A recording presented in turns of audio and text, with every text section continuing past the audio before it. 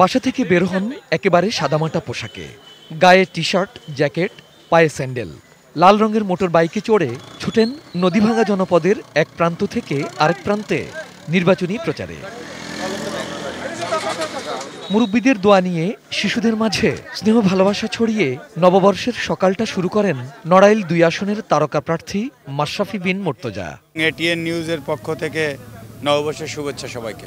কোন ইন্সপিরেশনের বলে সব বাধা বিপত্তি মোকাবেলা করে এগিয়ে যেতে চান? ৭০-৮০ বছরের মানুষগুলো ওনারা তো এই যে ডাকলেন, ওনারা নিজেরাই ডাকলেন, ওনারা আমার জন্য দোয়া করলেন এবং ভালোবাসা দিলেন। এর থেকে তো পাওয়ার আর কিছু নাই। আর শক্তির জায়গাগুলোই তো এটা। বয়স্ক মানুষগুলো যদি কেন্দ্রে আসে, আমার বিশ্বাস সবার জায়গা থেকে কেন্দ্রে আসবে এবং সুন্দর সুষ্ঠু একটা অবাধ ভালো নির্বাচন হবে বলে আশা করছি ইনশাল্লাহ। ক্রিকেট মাঠে বোলিংয়ের পাশাপাশি ফিল্ডিংয়েও যে তার দুর্দান্ত পারফরমেন্স, ভক্তরা তাকে বরণ করে নেওয়ার সময় চোখে পড়ে ম্যাশের সেই কৌশল। গোলাপের যেমন কাঁটা থাকে, তেমনি তার চলার পথে পদে পদে বাধার কথাই ভোটারদের স্মরণ করিয়ে দেন বারবার। তরুণ প্রজন্ম নিয়ে যে আশা করছি ইনশাল্লাহ আমরা সেই পথে আছি।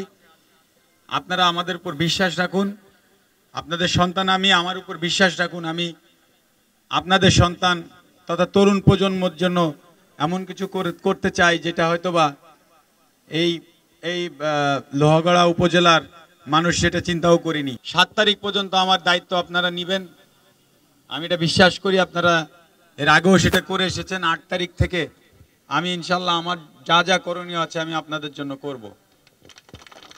শুধু একটাই কথা, অনেক বিভ্রান্তি, অনেক জায়গায় অনেক কথা বলা হবে বা হচ্ছে যে অমুক জিতে যাবে, তমুক জিতে যাবে। বিষয়টা আসলে ওরকম না। বিষয়টা হচ্ছে এরকম যে আপনার মূল্যবান ভোটটি আপনি কেন্দ্রে কষ্ট করে যে দিয়ে আসবেন। আর আপনারা তো অনেক সময় ঘুরতে ফিরতেও বের হন, তো ওই দিন একটু সকালবেলা একটু হাঁটতে যে হলো আপনারা আপনাদের ভোট কেন্দ্রে যাবেন। যাতায়াত ব্যবস্থা তো থাকবেই, তারপরে আপনারা আপনাদের পরিবার পরিজন নিয়ে 1টা ঘন্টা একটু সময় দিয়ে আসবেন। তখনও পেটে দানা পানি পড়েনি। ভক্তদের আবদার মেটাতে সকালের নাস্তা সেরে নেন তাদের সাথে। অসহায় দুস্থদের মনের কথা শোনেন মনোযোগ দিয়ে, আশ্বাস দেন সমাধানের।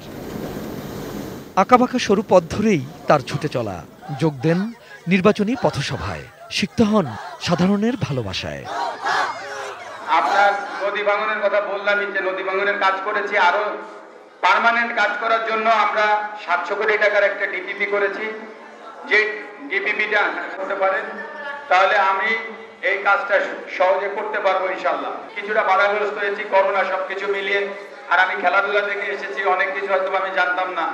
সব জায়গায় যে আমার প্রসেস করতে একটু হলেও জানার প্রয়োজন আছে।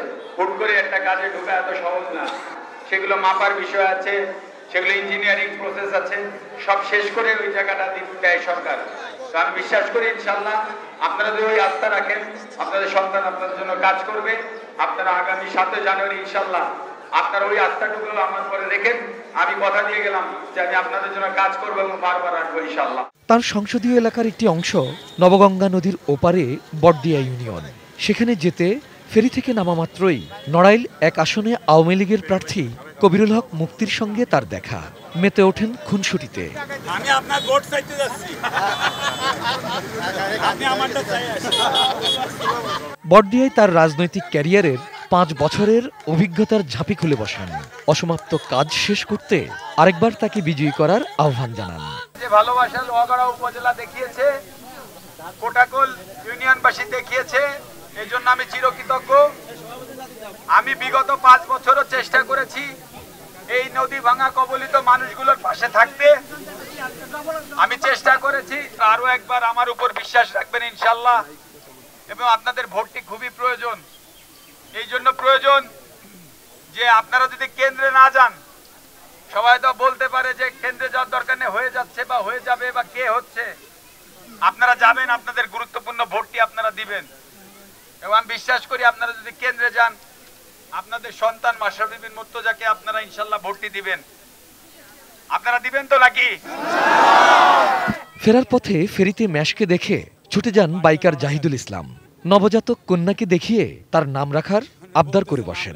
আমার মাথায় তো মেয়ের নাম বলতে আমার নিজের মেয়ের নামই আসে, তো এই জন্য বললাম যে আমাকে বললে তো আমি হুমায়রাই রাখবো। এক কথায় বলবো, আমাদের মাশরাফি বিন মুর্তজা ভাই একজন আমাদের বাংলাদেশের নক্ষত্র। আমাদের আসলে কি বলবো, মাটি ও মানুষের নেতা, এবং তার থেকে ভালো নেতা আমারই 40 বছর লাইফে আমি কখনো দেখিনি। যে এত ফ্রি মনে মানুষ, এত সদরে মানুষের কাছে আসে। এই যে আমার মেয়েটা শোনার সাথে সাথে কিন্তু চলে আসছে এগিয়ে, এবং সে এসে নামকরণ করে দিয়েছে। আমি অনেক খুশি, আলহামদুলিল্লাহ। ভক্তের আবেদনে এমন সাড়া না দিয়ে কি পারেন? নির্বাচনী প্রচারে আচরণবিধি যাতে লঙ্ঘন না হয় এ নিয়ে বেশ সতর্ক নড়াইল 2 আসনের আওয়ামী লীগের প্রার্থী মাশরাফি বিন মুর্তজা। বেছে নিয়েছেন নানা কৌশল। তবে ভোটের প্রচারে রাতের বেলায় থাকছে কি কোনো চমক? পরিবার পরিজনের চেয়ে মানুষের জন্য কেন নিজেকে উজাড় করে দিতে চান সেই ব্যাখ্যাও দেন তিনি। 8 তারিখ থেকে যদি আল্লাহ তাআলা আমাকে বাঁচিয়ে রাখে, সুস্থ রাখে, আমি জানি আমার কি কি কাজ। এখন আমার একটু অভিজ্ঞতা হয়েছে, আমি জানি আপনাদের কি কি প্রয়োজন। আরো জানার বাকি আছে, সেটা হয়তো বা জেনে যাব।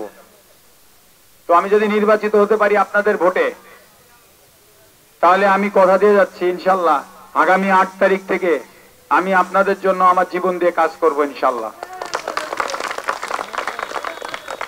আপনারা জানেন আমি একজন খেলোয়াড় ছিলাম, জাতীয় দলে ক্রিকেট খেলেছি। 15 বছর ক্রিকেট খেলার পরে ক্যাপ্টেন হয়েছে, তো অনেক সময় লেগেছে। আর এই রাজনীতির যে প্রক্রিয়া, এটা এত সহজ জিনিস না। উন্নয়নের যে প্রক্রিয়া এত সহজ জিনিস না। আজকে ঢাকায় যেতে আমাদের 2-2.5 ঘন্টা লাগে, কিন্তু ওইটা যাইতে একটা সময় 10 ঘন্টা 12 ঘন্টাও লেগেছে। অনেক রুগী নিয়ে আমরা যখন ঘাটে দাঁড়িয়ে থেকেছি, রুগী মারা গেছে, এরকম অনেক মানুষ আছে। তা আজকে কিন্তু সেই অবস্থা নাই। ওই পদ্মা সেতু করতে কিন্তু হাজার ষড়যন্ত্র হয়েছে, সবকিছু কাটিয়ে 10 বছর সময় লেগেছে কিন্তু পদ্মা সেতু তৈরি করতে। তো আমি এতটুকু বলবো যে উন্নয়ন একটা ধারাবাহিক প্রক্রিয়া। 49 কোটি টাকার কোন উন্নয়ন করতে গেলে হয়তোবা মন্ত্রী মহোদয় দিতে পারে, কিন্তু 50 কোটি টাকা হয়ে গেলে টেবিলের পর টেবিল, টেবিলের পর টেবিল ওই ফাইল দৌড়াইতে হয়। কারণ 50 কোটি টাকায় যখন কোনো উন্নয়ন প্রকল্প হয়, সেটা চলে যায় একনেকে, সেটা মাননীয় প্রধানমন্ত্রীর টেবিলে পৌঁছাইতে হয়। সেটার আগে প্রি একনেক হয়, 2টা মন্ত্রণালয় ঘুরতে হয়। এটা একটা জটিল প্রক্রিয়া। আজকে যদি 20 বছর আগে কেউ এইসব অ্যাটেম্প নিত, 20 বছর আগে যারা এখানে বসেছিল, তারা যদি দায়িত্ব নিয়ে এইগুলো আগে এগিয়ে নিয়ে যেত, তাহলে হয়তো আজকে এই কাজগুলো অনেক সহজ হয়ে যেত। আপনারা যখন আমাকে নির্বাচিত করেছিলেন, এই প্রত্যেকটা ফাইল আমাকে 0 থেকে সেট করতে হয়েছে। একটা এরকম একটা কাগজও ছিল না, উন্নয়নের জন্য একটা কাগজও ছিল না। সেইগুলোকে তৈরি করে করে করে আমি একটা জায়গায় এনেছি। এখানে আমার শ্রম আছে, এখানে আমার মেধা আছে, এখানে আমার ভালোবাসা আছে।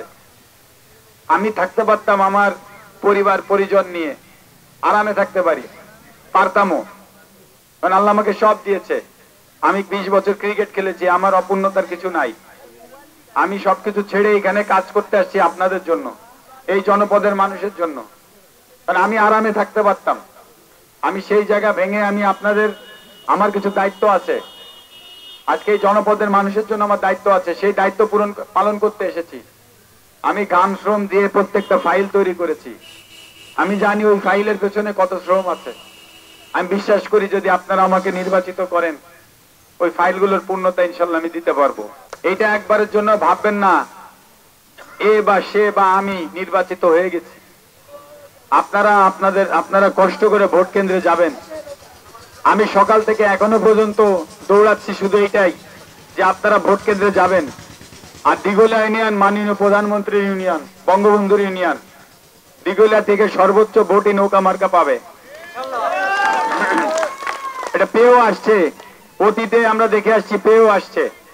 তাই আপনারা যদি ভোট কেন্দ্রে যান, আপনাদের মূল্যবান ভোটটি যদি নৌকা মার্কায় পড়ে, আমি কথা দিয়ে গেছি, আবারও বলছি, আপনাদের জন্য যা যা করণীয় এই মাশরাফি আপনাদের জন্য ইনশাল্লাহ করবে।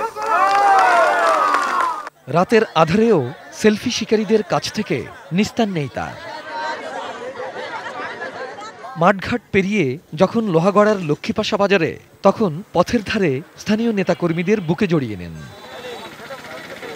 বাইক যাত্রা শেষে ভক্তের দেয়া পেয়ারা হাতেই মাঝরাতে ছুটে চলেন গন্তব্যে। একে আজাদ, এটিএন নিউজ, নড়াইল।